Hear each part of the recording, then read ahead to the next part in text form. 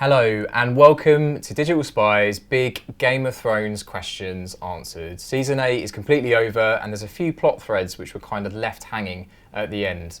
Who was Azor Ahai? Blue Eyes, Green Eyes, what? I don't know. So we're here to try and answer all of your biggest questions. If you've got any that we don't cover today, make sure you pop them in the comments below and be sure to like and subscribe for more. My name's Lawrence and I'm with Chris. Hi. And we're going to do our very best to try and answer your questions, which we've been pooling from social, some of our features on the site, and let's get cracking.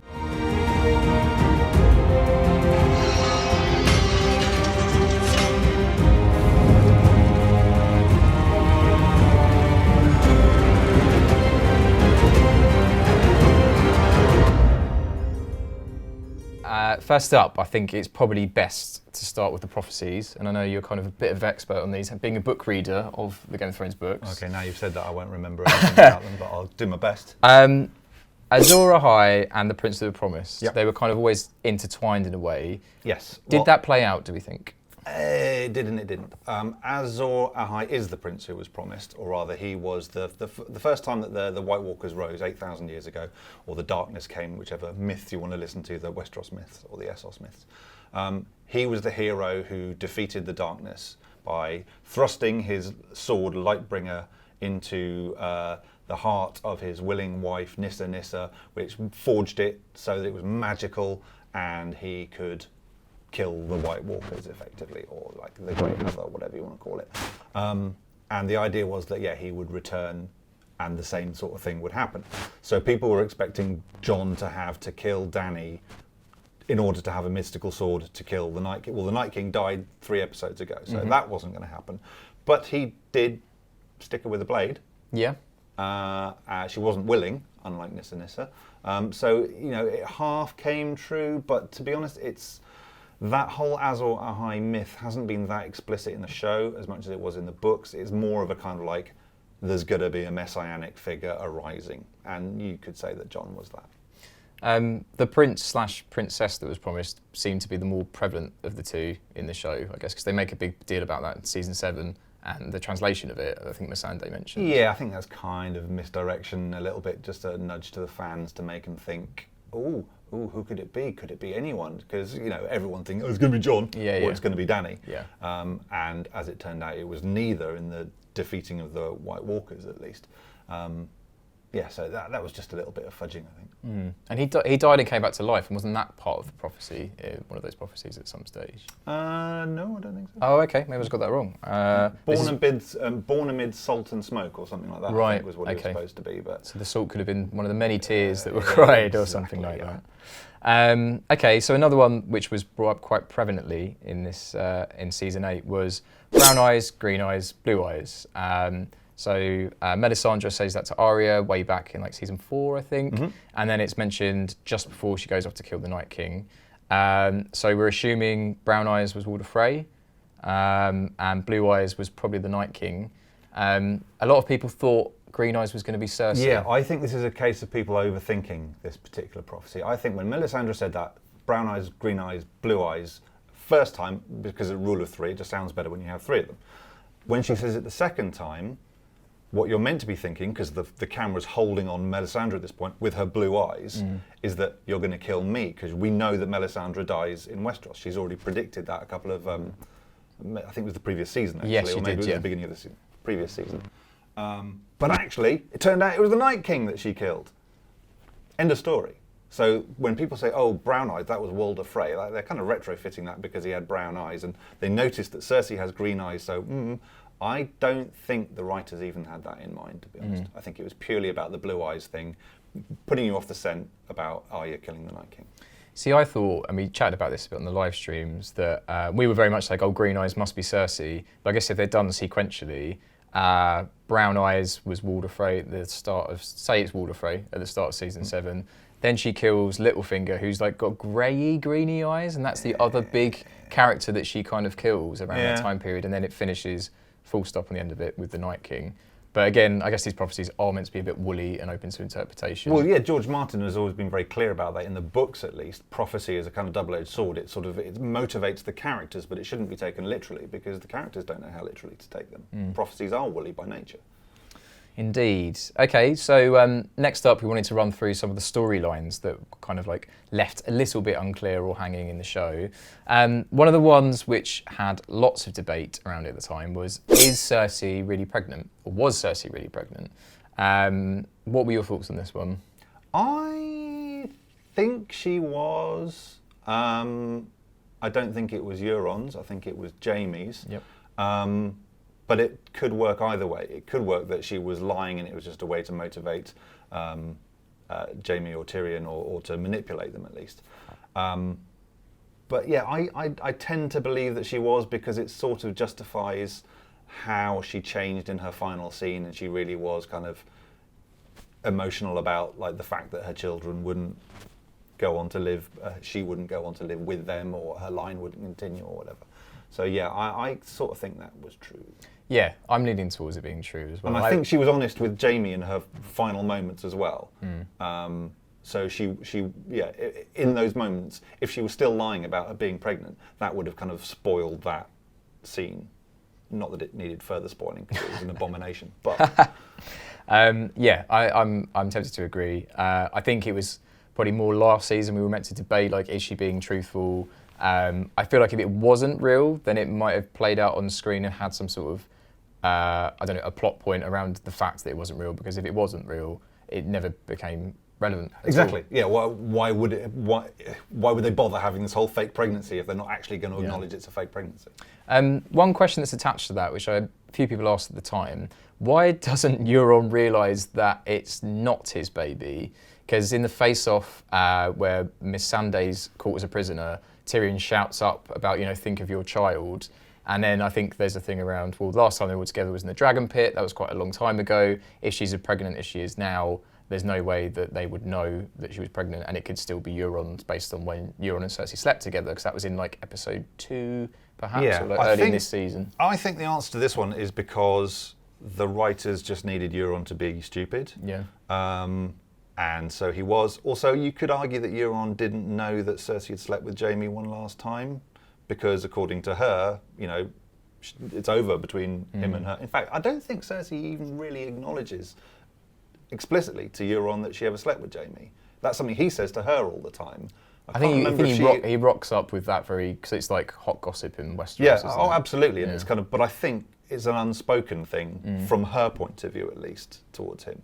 So yeah, I mean, it could just be that Euron didn't know she was still sleeping with him. I think you're right in that Euron is just meant to be a thicko. No, exactly. He's an arrogant yeah. swine. So of course he's going to assume it's him, and he's the centre of the universe, isn't he? And in that final face-off with Jaime, it does feel like he'd almost like relish. I don't know if how much he would actually care, because it was almost like he was ticking off lots of like Game of Thrones achievement list sort of thing. Like I killed Jaime, I slept with the Queen, etc., etc. He's just a swaggering leather trousers wearer. So yeah, that's the sort of thing he's going to think and do. So this is quite a big one, which I know you're interested in. Why didn't the Unsullied and the Dothraki riot in King's Landing when Jon kills Dany? There is no answer to this one, Lawrence. Because why? Why wouldn't they? If they're as angry as Grey Worm says and appears to be, why wouldn't he, on discovering that Jon has killed Dany, go absolutely ape? They just put him in a cell. Do the proper thing. Yeah, it's the first time they've done the proper thing since they went to the dark side. Yeah, I just can't see it happening. I get the impression Jon's meant to have been there a while, because he's a bit beardier when you next see him, and his facial hair is weeks. growing. They say weeks later. I've had time in the cells, weeks to think about whatever. That's what Tyrion says. I can understand. I can't get why they don't kill Jon. I can see why they might not go on a massive rampage, because like so many people have died already. I mean, what's even left to pillage in that destroyed city anyway? What would be the point? It would just be infighting between the two of them. I could see it more from the Coles. I don't see why the Coles would be loyal to anyone, because they were only the Dothraki, because they were only following Dany, whereas the Unsullied seemed a little bit more like they're in check with Grey Worm. They do what he said. They're less impulsive. Yeah. But then the Dothraki, I thought they just want to rape and pillage essentially. So as soon as she's out of the picture, Jon's done something bad, they kill him and go mad. So this does just feel. And I think like Grey Worm was kind of out of control by the end as well. So I reckon they all would have been. As well, I've seen some quite good memes where they're like, yeah, we're going to send Jon up to the wall, and as soon as Grey Worm's on the ship, they could be like, come back, Jon, it's okay, he's gone, doesn't matter now. He's gone. There is a shot just before Grey Worm gets on the ship with all of the Dothraki kind of mingling about the city, and it's hustling and bustling. So I think maybe it's meant to be they just settle there and they just become one of the new residents of Westeros. There's just Dothraki there now. Maybe, do you know what? It could be that, because when we don't see them discovering Jon, all that can happen is that someone comes into the room and finds Jon there but no Dany, or Jon comes out and confesses. So it could just be that in the confusion over where's Daenerys, if Jon keeps stum, well, maybe they just keep him in a cell for the moment until they work out what's happened, and then they finally establish, oh, right, she's definitely dead. By which time, maybe the bloodlust has gone down. Yeah. Or I guess maybe there's like some Northmen protecting him in the cell, like he's in a politically neutral place or something like that where he's being kept. Yeah. But yeah, it does seem a bit of a big question mark on this one. Maybe give him a pass, but yeah. So following that, there's obviously the big chat around who should be the next king, and they go for Bran the Broken. But why isn't Gendry a shout for being king? You know, he was legitimised as Robert Baratheon's son by Daenerys after the battle, the Long Night battle, and he was the last person that was on the throne before Cersei. So it seems like he's in as good of a shout as any. Why doesn't he put his hand up at that point and be like, what about me? Well, he would never put his hand up and do it, would he? It would be someone who would have to nominate him. So firstly, who would nominate him? Second, Arya? From the point of view, like, accepting that this is a story, it's not really great having Gendry. I mean, it's not great having Bran at the end, but it doesn't really feel like that's the narrative conclusion of this story, that that guy who was an incidental character is finally the king. I mean, he would be awesome, but it wouldn't change anything. The whole point of the show, the subtext of the show, is that seeking the throne is bad. Hereditary monarchy is bad. So that's why Bran has the best story, according to Tyrion, because he can't father children. He's kind of not really human anyway, so he's perfectly dispassionate and therefore best placed to be the king. Gendry's just a guy. You know, if you put Gendry on the throne, it all starts again. Even if he's good, his son might be a Joffrey. I think it's just, he had such a build-up in the show, and there was that big thing about, you know, that was one of the reasons that Ned got killed, you know, the fact that he was kicking around. Then Davos brings him back. Yeah, he helps them sort of mine the dragon fire, the dragon glass, has the plot with Arya, but he's just kind of, again, he's a character that maybe should have been killed off. He was around, had significance. Yeah. I just think in that scene, it would have been cool to see a few people go, like, just discuss it, even if they're like, well, I've got him in with a shout, or he's just like, no, I don't think so. You've got it right there. Gendry was so minor in the first parts of the first few series that he was in, that they didn't even bother killing him off. They brought him back because everybody loves Gendry. But I don't think George Martin ever had any plans for Gendry particularly. He was just a motivator for Ned Stark and a friend to Arya in that storyline. Once Arya and him went their separate ways, that was probably going to be it for Gendry. So yeah, I mean, having him end up as king feels a little bit like more than he. I mean, he's got. What is it? Storm's End. That's not bad. Yeah, he's come out of it quite well. I don't think anyone wanted him to end up king, but it's interesting. It's something you mentioned earlier about. I wonder if the show was a little bit hampered by characters got popular they didn't expect, so everyone's making such a big deal out of people that were really insignificant otherwise. Absolutely right. Yeah. Bronn, case in point, who Completely. I wasn't a fan of. Okay, what about Cersei's debt to the Iron Bank? She has a debt to the Iron Bank, which she initially manages to pay off by taking down Highgarden and the Tyrells, then takes us on another huge loan to buy the Golden Company. That's kind of, we don't see them again. Do we think that debt's just left hanging? Does Tyrion have to pick that up? Is that just written off? What do you think? I think that's written off unless... I mean, technically, because Tyrion is a remaining Lannister, he would inherit her debt. But given that he was fighting on the other side of the war, I think even the Iron Bank would have to admit that he's not really responsible for what she has taken on during that conflict. So I think the Iron Bank are just going to have to write that one off. Poor Iron Bank. Poor old Tycho Nestoris. Oh, well remembered. That's Mark Gatiss. The Warlocks of Quarth, question mark. We last saw them around season 4-ish, I think it was. Dany had a bit of a battle with them. Some were still kicking around. Why didn't we return back to them? Do you think she planned to? what do we think of the Warlocks of Quarth? Yeah, I can answer that one. I think no one cares because they were like a minor villain antagonist thing for her back in season 3, 4, whatever it was, like you say. She overcame them effectively using the dragons they were a stepping stone on her journey. So even though they're like these magical creatures, magical beings, they're not powerful magical. That's why they wanted the dragons, because they're just kind of like, conjurers really. Yes, I think she intended to go back once she had conquered Westeros and was then talking about, I'm going to take on the world. Yeah. That includes Qarth. But yeah, they're not like a big deal. Yeah. I mean, most people have forgotten them, right? Yes, yeah. Apart from me, apparently. Yeah, she does mention it in that big speech at the end. So I think you're right in that it was just going to be a sweeping. Anyone else that's left is going to be decimated. Leading on from that one, what happened to Daario, Naharis, and the second sons, and why didn't he come back again? She should have stayed with Daario. Do you think? Well, we'd have avoided all of this. Yeah. Crisis. Yes, no, what happened to Daario was, they left Daario and his crew back in Meereen, because once Daenerys crossed the sea, that whole storyline was done. Finished. He's he's keeping a lid on things back in Meereen, making sure that the slave masters don't rise up again, that kind of thing. But yeah, I mean, she could have called for him to come over, but she didn't have the ships. When she went over first time, all her ships were full of Dothraki, who were a more useful crew for her to have. Plus teaming up with the Dornish and with Highgarden.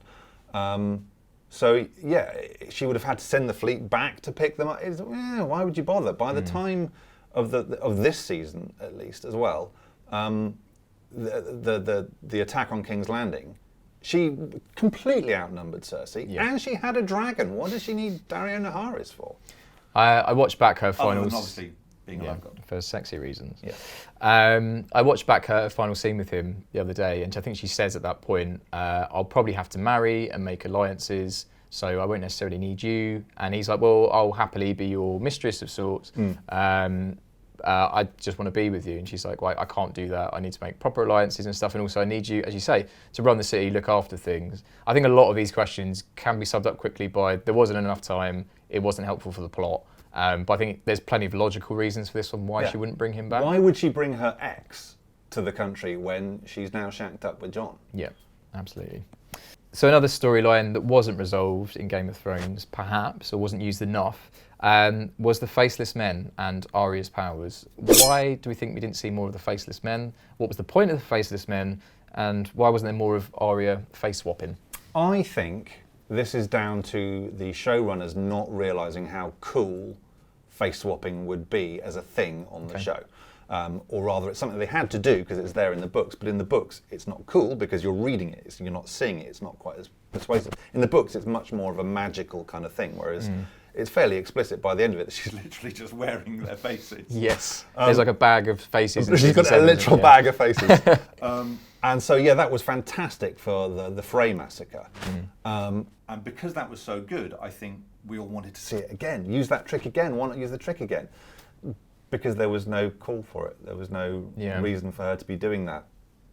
I know the showrunners have said previously they weren't hugely keen on the magic in the show and they wanted to keep it grounded. And it does sort of feel in those last couple of scenes they kind of stripped, apart from the dragons, a lot of the magic got stripped away. I guess there was Melisandre like lighting up the swords and her final prophecies, but generally it was quite humans fighting humans and fire. Well, yeah, because the more magic you put into it, the more people can actually do, the less narratively interesting it is because... Well, I'll just use my magic then. And I do wonder if that's why Bran kind of got so, we'll come to that in a minute, but why Bran was so basic. Sidelined. Yeah, essentially, because he was, a MacGuffin. I think is that what they call it? The MacGuffin? But also, I mean, if you think back to the first season, there was no magic in it at all, apart from the first scenes and the last scenes. So there was the White Walkers at the very, very beginning, and then there was the dragons at the very, very end. The whole of that first series was people being people, and that's what made everyone fall in love with the show. Yeah. Because it really is about how people use power. When you've got magic as well, well, then it's not about people anymore, is it? No. Because there's no real world application. Yeah, true. And also David Blaine. Yeah. And the Iron Throne matters so much less when you've got magic, obviously. Even well, exactly, yeah. You did raise a good point earlier, though, about Jack and Hagar when he first used his faceless powers. So he said that he didn't swap out a mask, did he? He just sort of turned his face and could switch at will. Well, it was kind of like magical stuff. I mean, maybe he's just got really good sleight of hand or something like that. But yeah, I just think they weren't expecting it to be as popular a device as it was. Yeah. Because once you've introduced that, it's kind of like the Chekhov's gun. You know, if you introduce a gun into the first act of a play, you have to fire it by the third act. And they fired it with the Frey massacre, but people want them to fire it again. Yeah, fire it every day. Yeah, keep firing it. I guess as well with that... The gun's still there. Yeah, I guess with the whole plot with Sansa versus Arya and their squabble in season 7, her eventually killing Littlefinger, if Arya could just switch out faces like Jack and Hagar, then how would Sansa discover it? Because she hasn't got a bag of literal faces for her to find. And I do think there was that, obviously, the plot with Arya of her like turning her back on killing and murdering and becoming like more of a normal person that just goes on adventures and stuff. So if she kept pulling off these magical ninja skills, then it would fly in the face of that, I guess. Yeah, it makes it harder for her, because like her storyline has been about heading towards death. She becomes obsessed with death, then the god of death as well, and revenge is this journey towards death. And at the end, in a scene that I think kind of botched it, but basically did the right thing, was that hound saying, "This is death here, this is where revenge takes you, do you want to die?" And she decided she didn't, so not today, exactly. So she has to then go back and start becoming a person again. Yeah. And she does start to warm the more up, magical her powers are, the harder that is to buy. Okay, so now we've got a few questions around people, and whatever happened to them. Okay, quite a big one, was brought up quite a lot. I feel like less people started shouting about the Night King as it got further on. But what was the point of the Night King? What was the point of the White Walkers? Why didn't that go anywhere? Discuss. Right. Yeah. Well, here's the thing: the Night King, not in the books. So I've heard. So is he 100% not in the books at all? There's not a similar type character. Nothing. No. Well, right. you know, in the myths of Essos or the followers of the Red God talk about the Great Other, who is like the flip side of God. And so you could argue that he's the embodiment of that, you know, that long night or the winter or whatever it might be. But there's no character doing that kind of stuff in the books. So yeah, they gave him a face because, you know, when you've got a camera, you need to show something. You know, otherwise you've got the Eye of Sauron up in a tower and it's not like a person. Yeah. If you can embody it, then it's a much better storytelling technique on screen. Yeah, and they did that with Harry Strickland and the Golden Company. Thinking about it. The Golden Company came to nothing. They introduced Harry Strickland to be the face of the Golden Company, so you know, like when they're humiliated. Yes, it's a really great moment, wasn't it? But yeah, killing off the Night King so soon into the series, I think was a mistake because that's the major supernatural threat of the whole thing. Okay, it was a kind of problem for the whole series and has been all along that they're essentially motiveless. They just want life to be extinguished. So they're not very complicated, not very interesting. What are you going to do with them? I'd prefer to have them hanging around by the end so that they kind of kill all the threats to the realm at the same time. Just when it seems impossible, they pull something out of the bag.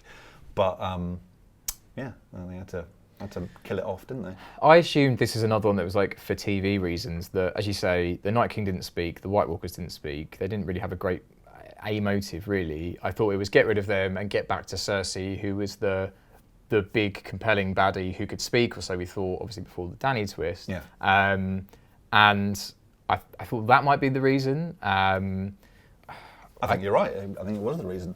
I guess, yeah. I thought, thinking, like, now we know what we know about Bran, the one motive we know that the Night King did have was to take down Bran because he's like the Wikipedia of Westeros. Yes. And now knowing that Bran ends up as king, could it be retroactively said that the Night King knew he'd end up on the throne, he's a good person for the throne, he might bring balance to the power struggle and stuff like that? Or is that overthinking it? I think you're overthinking it because there's nothing in the canon to suggest that.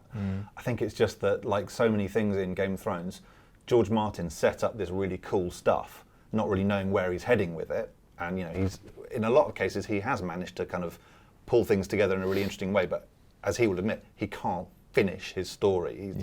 We've been waiting for 7 years for the next book, and there's still one to come after that. So, yeah, the White Walkers, he set them up, and D.B. Weiss and David Benioff have to now tie that up somehow, and they don't know how. Yeah. So they did what they could do, and because they've created the Night King, that's actually a really sort of elegant solution for them. Kill the Night King, solve the problem Gets of the rid of White all of Walkers. them. You Yeah. know, you can get them all in one go. So you can't blame them for that. But I preferred it was a bit later rather than earlier. I thought the only other reason, which it did play out to an extent, but it was just kind of uniting everybody against a common threat, give them a reason to put aside their differences, to band together for a bit, like bring Jaime up into the fold and bring those sort of like the people like the Brotherhood without banners and people that probably wouldn't have got together involved otherwise. And like the Hound, you were never going to get him fighting anyone's wars by the stage he was at in that season. Also, aren't they? They're meant to be like an allegory for global warming or something like that. So I guess they have weak themes, but it doesn't really play out in terms of the plot of the show. Allegorically, that's just unintentional. It just kind of turned out that way. Yeah. Well, no, because it was. I mean, George Martin set up this threat that everyone is. That's the real threat to the people, and he wanted to show that while there's a real threat going on, people are busy with their little petty squabbles, and that's a very true and ancient human constant. And it just turned out, the more you think about it, actually, it's also a very potent metaphor for climate change. Yeah. But climate change isn't the only thing that it could be a metaphor for. This is true. Communism, I'm joking. On a slightly smaller scale, does Gilly have a boy or a girl? No idea. Do you? I don't know. I'm guessing it's probably not a boy. They mentioned that if she has a boy, they'll call it Jon. Jon says, I really hope you don't have a boy then. I did think we might get like a Line of Duty style like wrap-up montage at the end of like Sammo with Gilly with a little kid running around. My best guess is it's not a boy, because they might have had a little payoff of like a little boy called Jon, maybe. But a little payoff. Didn't have a boy or a girl, they had a payoff.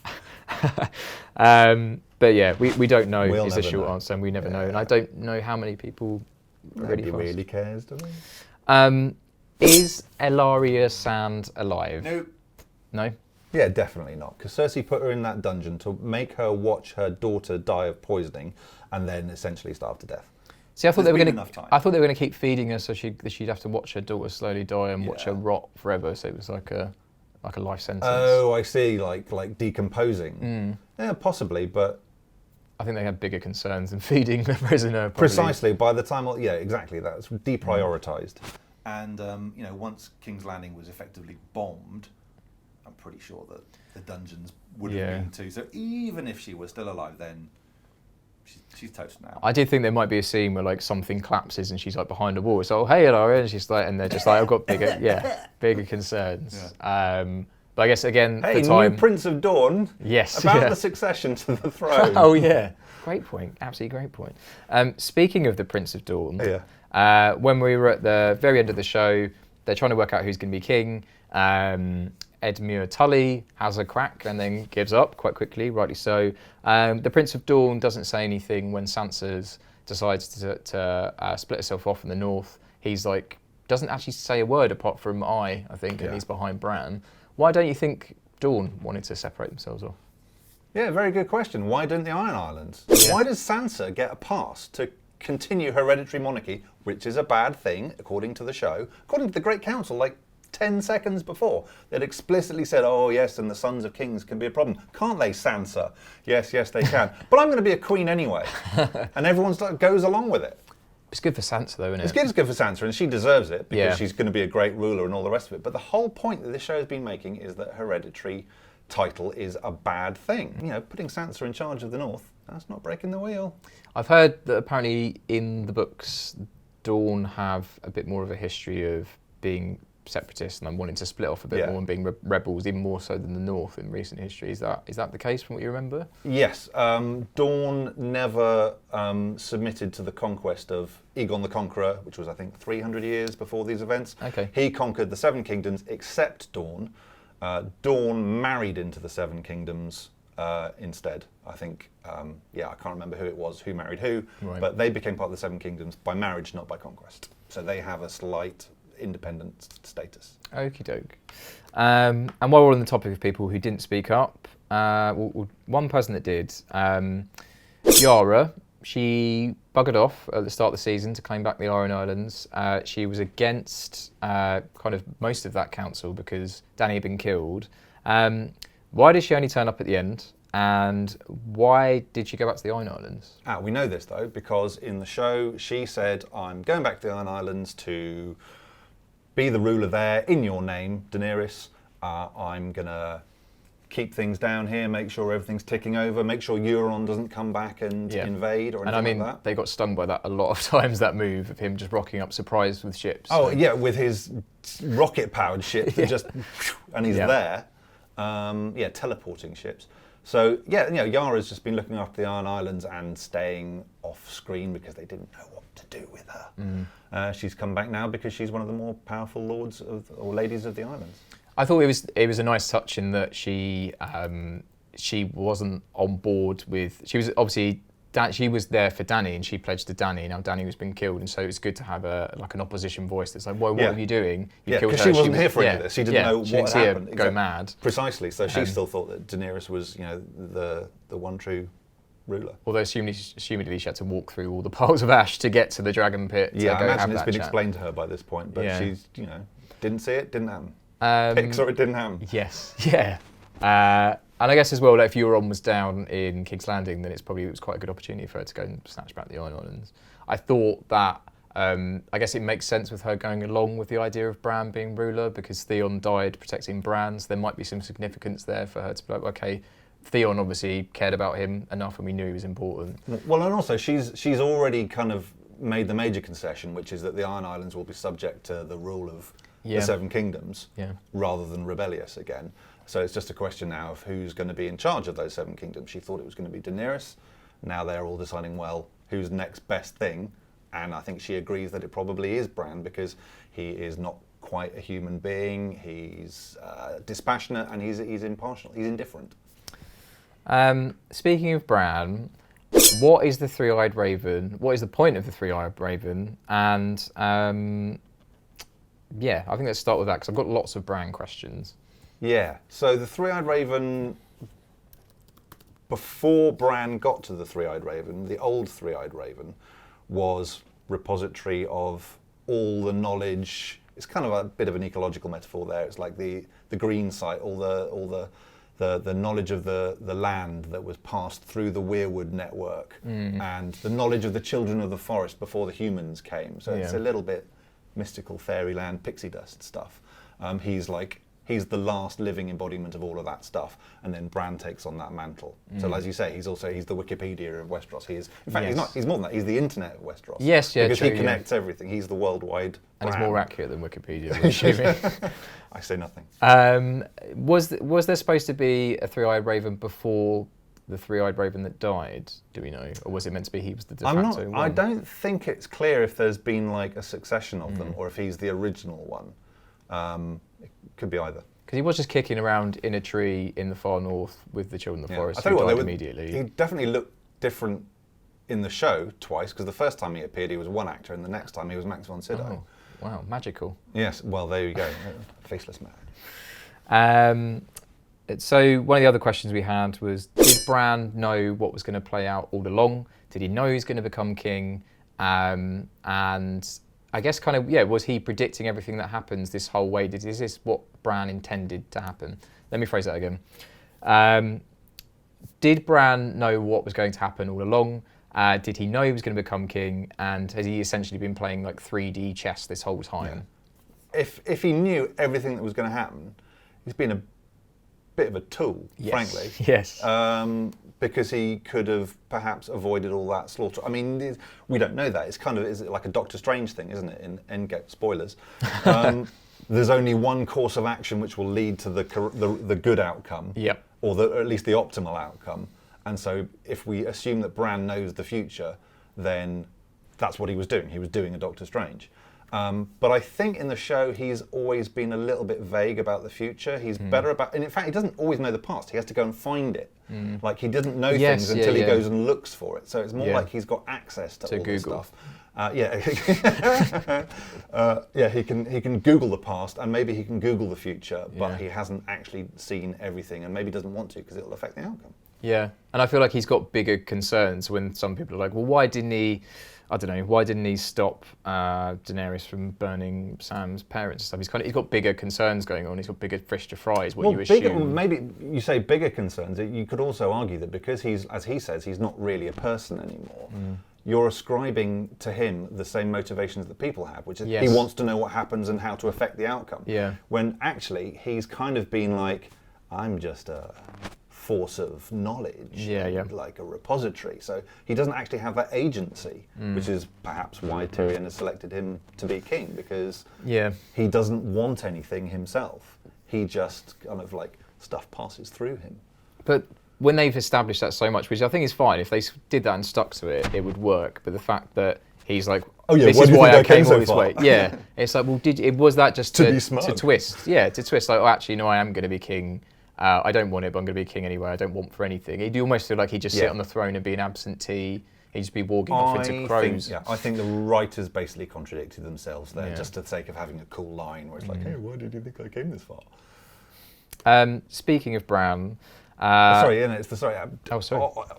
speaking of Bran, that speaks to the question of why did he tell Sansa that he couldn't be Lord of Winterfell, because he's not really a person.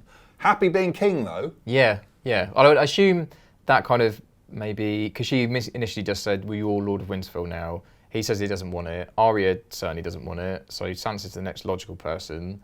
Maybe that sets her up to be like thinking about leading the North. Then she requests for them to separate themselves off, and it's kind of that's funneling her into her ending. So what he's doing is manipulating Sansa in saying that, while knowing all along that he's going to end up as king. I think so. I mean, I don't know if Sansa wanted to be. I think I heard Sophie Turner say in one of her interviews that Sansa hasn't wanted to be the queen since maybe season 1, and she's seen how like horrible it is down in King's Landing. She liked the North. She was always thinking of North and cared about the North, and that's where she kind of felt she belonged at the end of the day. So I think that was her main concern, and that kind of goes along with her separating it off. So maybe she didn't want to be queen anymore, but then she was very quick to be like, Bran's dick doesn't work, just a flag. Yeah. So they did feel like she had some. And I'm going to be queen in the North. Yeah. Whether you like it or not. And I think in Bran's case, though, it was actually just that he kind of knows his destiny is not to be the Lord of Winterfell, so he says he's not going to be the Lord of Winterfell. Yeah. And also, remember that it's a story being told. When they're writing that episode, that's what they need to do to get on to the next episode. Yep. And then, if it means that that's an internal contradiction by the final episode, they're hoping you've forgotten 3 episodes back by then because you're in the moment. Bran had a companion called Meera. You might remember the curly hair. For a bit, we thought she might be related to Jon Snow, and she was not at all. Bran's companion Meera. We don't know that. We don't know that, but probably not. Jon's related to enough people. So Meera, what happened to Meera? Why isn't Meera on the small council at the end? Why doesn't she get a nod or a thank you or anything? What happened to Meera, do we think? She went back to the Neck, which is where she and her people live. I think the castle's called Greywater Watch. Yep. There is an argument that her father was at the Great Council. That guy sat next to Sam. We don't know who he was. He's not dressed like a northerner or a southerner. Yeah, so he's not named on screen. Not named on screen, so he could be a Midlander. And people argue that he's Howland Reed, who was Ned Stark's best friend, who was with him when they discovered baby Jon at the Tower of Joy. But it's a bit weird to bring him back now when he could have come back earlier on and said, "Oh, Jon, yeah, he's actually Rhaegar Targaryen's son. I'm the only living person who knows that." Yeah, human being at least, because Bran knows did he actually know that at the time though? Was it meant to be like Ned went up in the tower, saw it, and then came back down? It wasn't. He was like, "Don't worry about it." It wasn't on. What's screen. That baby? Never mind. I don't think Howland Reed saw the baby on screen, but he was there with Ned, fighting that guy with the 2 swords. So he could have known that. But anyway, Meera Reed. She's not at the Great Council because she's not a lord or a lady. She's not in the Small Council because she's not going to be running the country. She's just Bran's buddy, and he was pretty cold to her when they said goodbye anyway. So I think he's just like, see you later. Poor Bran and poor Hodor as well. They're the ones that got him there. Meera. And poor Meera, poor Meera. She had to do all the lifting after Hodor anyway. Okay, so we've got a few more questions around people while they're alive or not. One of my personal favourites, is Hot Pie alive? We've got no reason to doubt it. Yeah. Because, Arya saw him quite recently. happily baking pies and staying out of... Browning the butter to make them extra Absolutely tasty. right, yes, he has his own special technique. But yeah, he was basically like, I'm not having anything to do with all of these nonsense wars going on anymore. I'm just going to be like one of the people and make my pies. Do we not think it might have been impactful to have an ash-covered hot pie dealing with the harrowing scenes in King's Landing? Bring it up with the showrunners. I think he's fine. It would be cruel to think that he had been coincidentally slaughtered in the last couple of months. Like Ed Sheeran. I know Ed Sheeran was just horribly disfigured off screen. Yeah, he was. Yeah, no one wants hot pie punished, so No. why punish him? No, this is true. Where is Nymeria? Nymeria is the direwolf belonging to Arya, who didn't want to join her on her quest. Yep. And she said, yeah, because that's not you, is it, Nymeria? And Nymeria went, and then headed off with her pack of ordinary-sized wolves into the woods. The whole point of Nymeria is that she is the other half of Arya. She's free. She's this free, wild thing, like the young Arya was before Arya set off on her journey towards death and revenge and so on.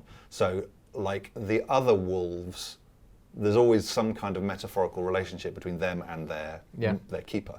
And in their case, they were kind of separated, psychically separated, and that's important because it shows that Arya is only half there. But when they were reunited, Arya wants to continue on this terrible journey she's on of revenge, and Nymeria doesn't, so that's the end of their story together.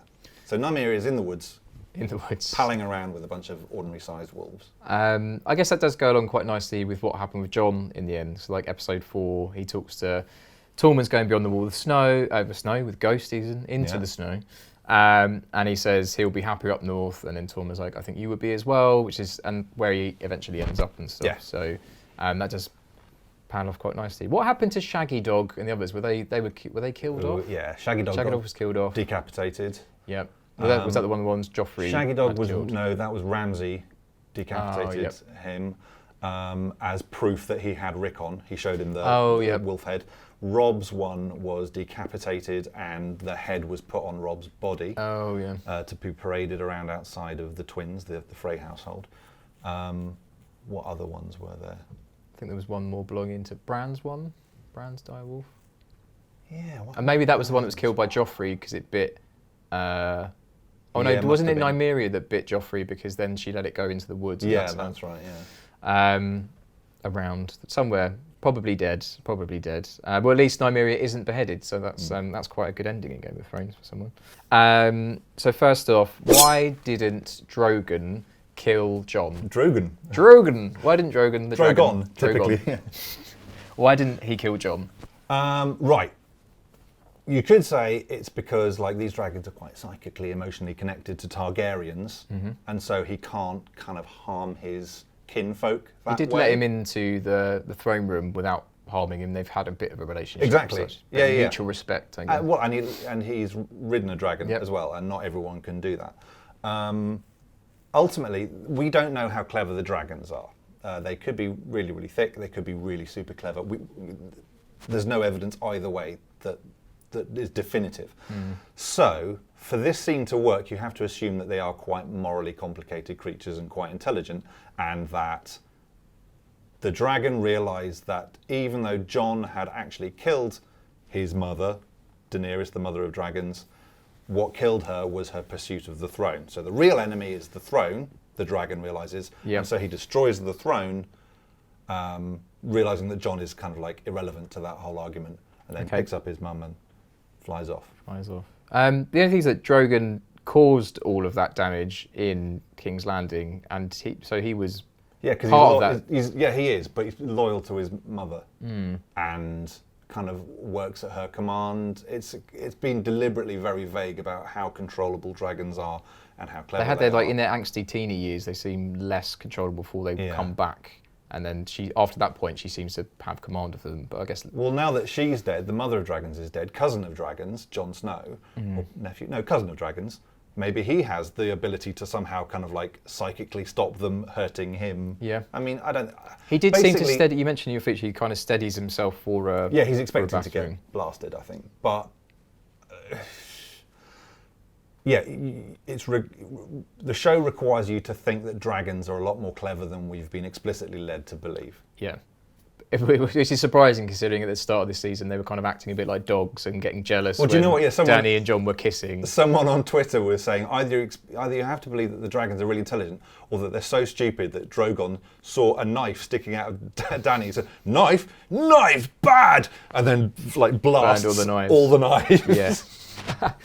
I do wonder some of it because they were very strong with their like visual storytelling like this season, and whether it's just like, oh, the throne on fire, the throne melted, that will look really, really cool. That's why it did it, obviously, and then you have to sort of retrofit the dragon's intelligence to make that scene work. It's just it was a show that was so new. I know it's one of the many criticisms of this kind of like final season, but it was so nuanced. Normally there'd be so many reasons, there'd be so much depth to why things played out in that way, but it seems that in these last few episodes there wasn't as much. We're having to that was such a significant moment, Drogon not killing Jon and melting the throne and flying off, but a lot of it is left to just guesswork, essentially. Yeah, because it's all been quite rushed. A lot is being left to the reader to sort of infer rather than to actually put up there on the screen, which isn't necessarily a bad thing. No. I mean, it let us make this video, which is obviously a big plus.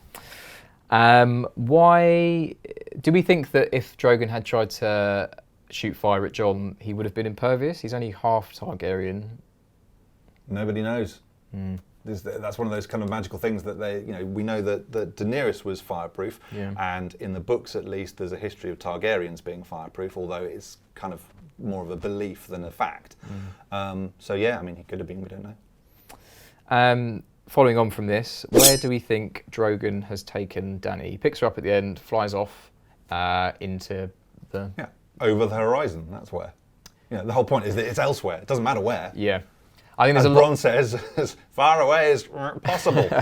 I think that there's a lot of fan theories kicking around at the minute that maybe she's taken to like Essos's sort of area to see some remaining Red Priestesses to maybe revive her and stuff, but there's been no spin-offs directly to these stories. It's over. Just flying off into the horizon, over into the distance, into far away from where the show is finishing. And I wonder, distant, elsewhere.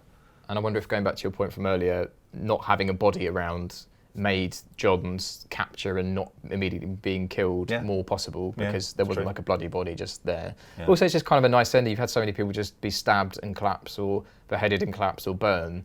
Flying off into the distance with a dragon is quite a nice poetic way. Even though she's just been stabbed. Yes, yeah. She got stabbing and then but also it solves the problem of what do you do with the body afterwards. Yeah. Like in Star Wars, there's this kind of like slightly awkward, Luke has a personal private bonfire for Darth Vader after he's turned good again. Yeah. Dany didn't turn good, so what do you have a state funeral? For this is all, you've only got an hour to tell the story, or an hour and a half. So, minutes, but I guess it was about another 45 minutes by that point. But yeah, that's a really good point actually. I didn't think about. As well, I guess if they hadn't have got rid of the body, it gave Drogon had to leave, so it just makes sense to like take the two. How do you solve the problem like Drogon?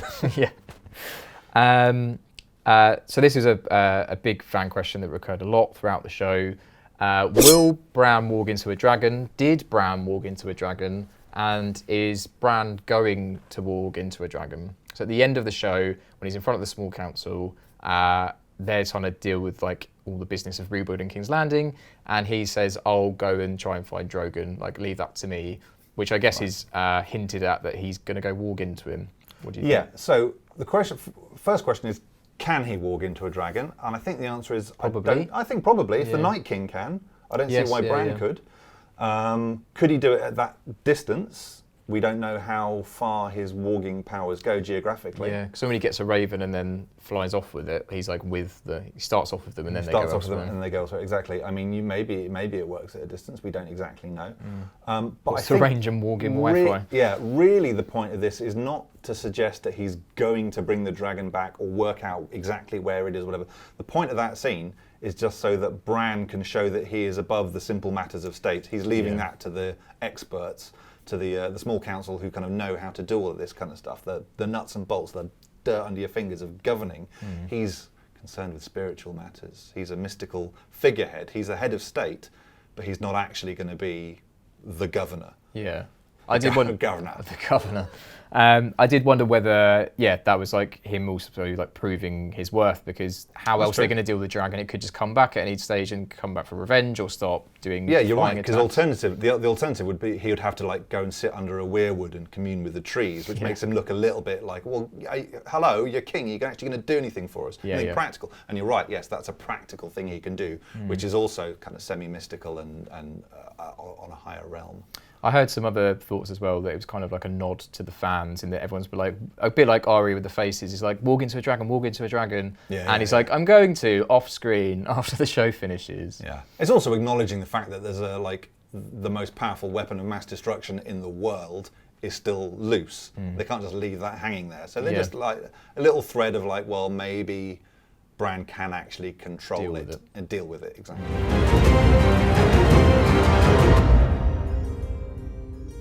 So thank you so much for watching. Those were our huge Game of Thrones questions that were left unanswered or unresolved. Thank you for joining me, Chris, and thank you for being such an expert on all these things. Thank you. If there's any questions we haven't answered, then please pop them in the comments below. Or if there's some things we've got completely wrong, then pop them in the comments below. Looking forward to hearing your thoughts. If we do have enough, we might do a follow-up video. Be sure to like and subscribe down here at the bottom of the box, and stay tuned to Digital Spy on YouTube for lots more Game of Thrones videos. And we'll see you soon. Bye-bye.